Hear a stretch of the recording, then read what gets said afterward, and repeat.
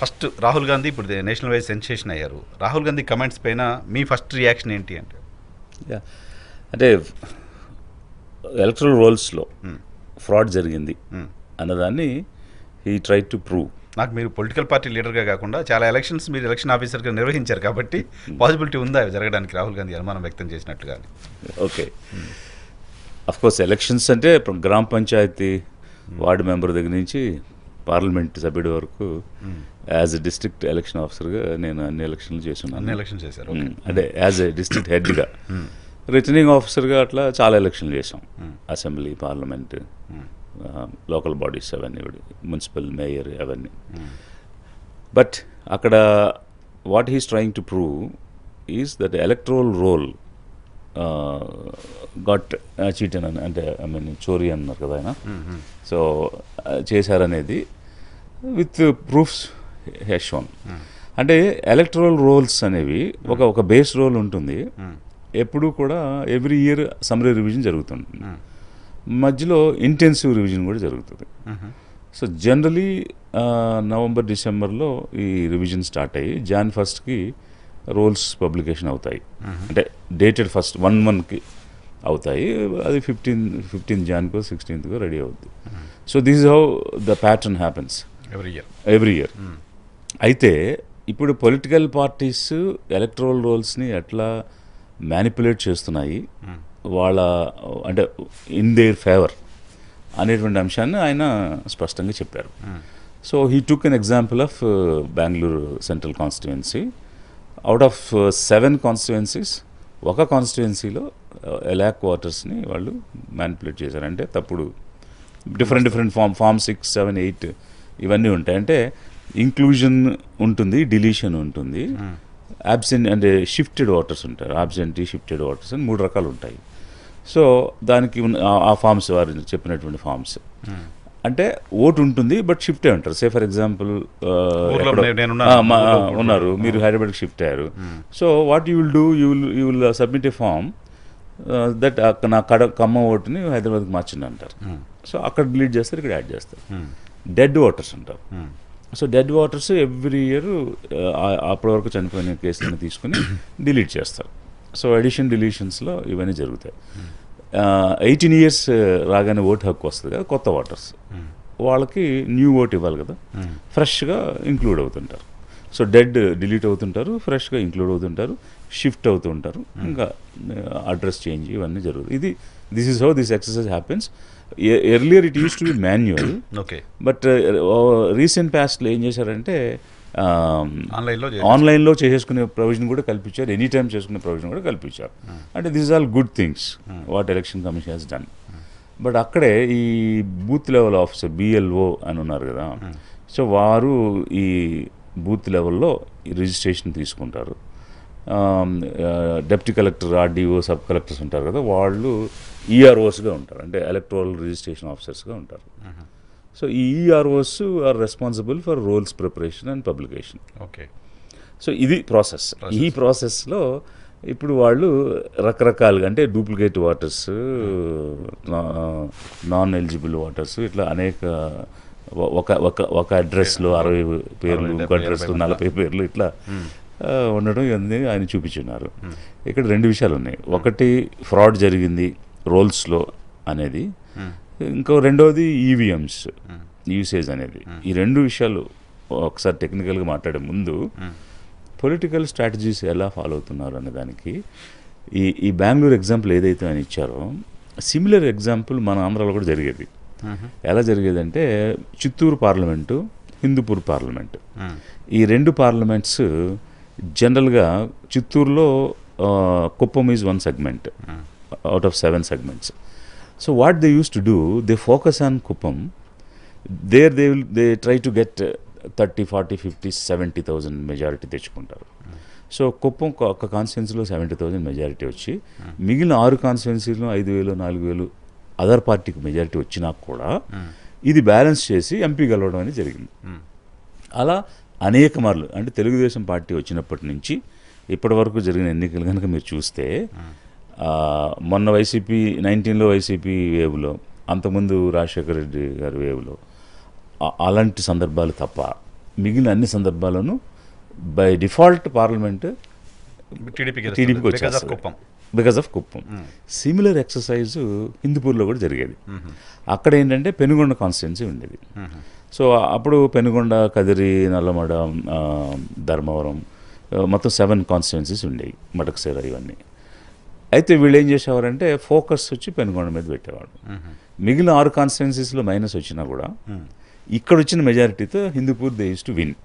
So మీరు ఒకసారి record తీసి చూస్తే 83లో పార్టీ వచ్చినప్పటి నుంచి సక్సెసివ్గా అంటే కన్సిస్టెంట్గా Chittoor and Hindupur parliaments TDP ఎన్నిసార్లు గెలిచింది, కాంగ్రెస్ ఎన్నిసార్లు గెలిచింది అనేది మీరు చూస్తే మీకు అర్థమైపోతుంది.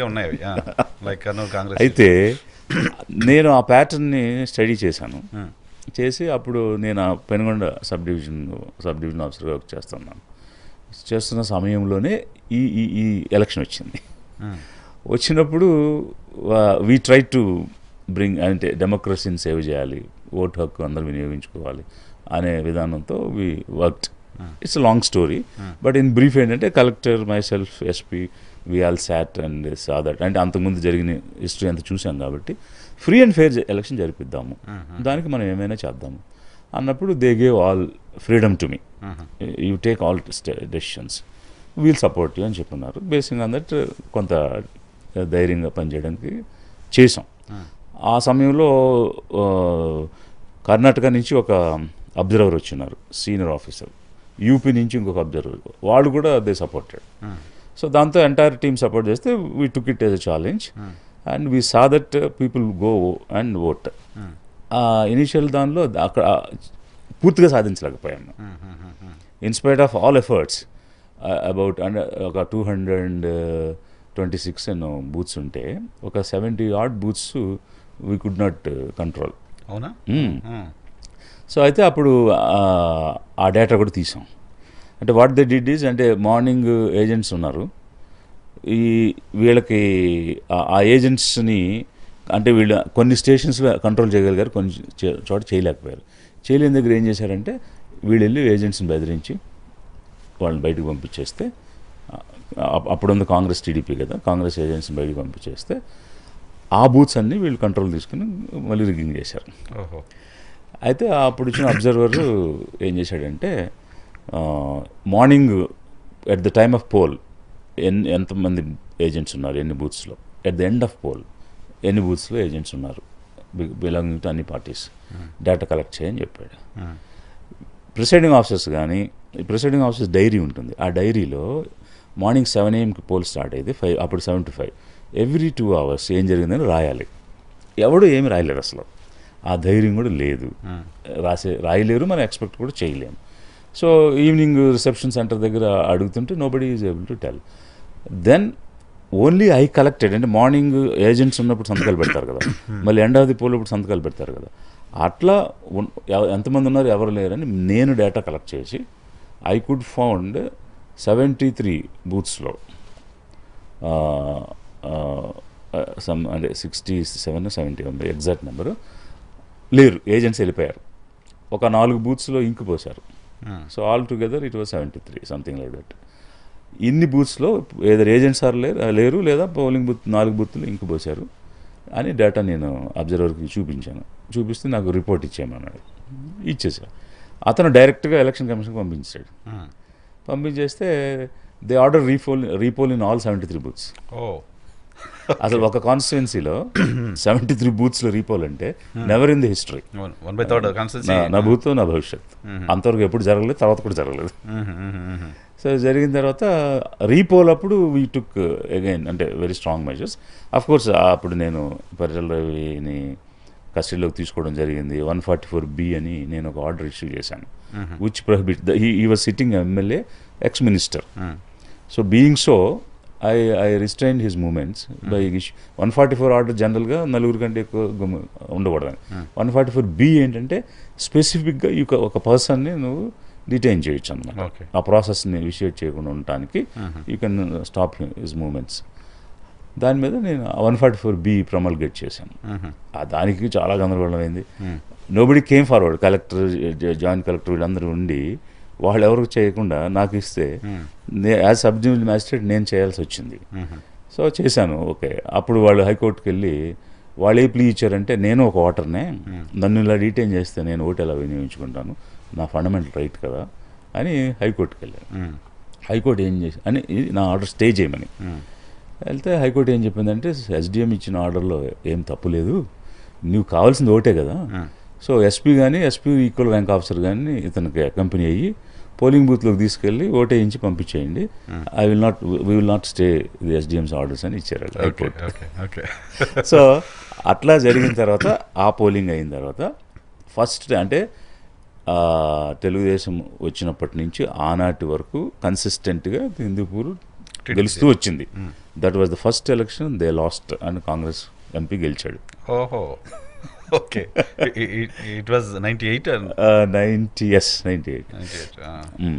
అప్పుడు జరిగింది కదా, వెంటనే జరిగింది 2099, 98, 99, 2000 3 ఎలక్షన్స్ జరిగాయి వాజ్పేయి గవర్నమెంట్ పడిపోయిన టైం. సో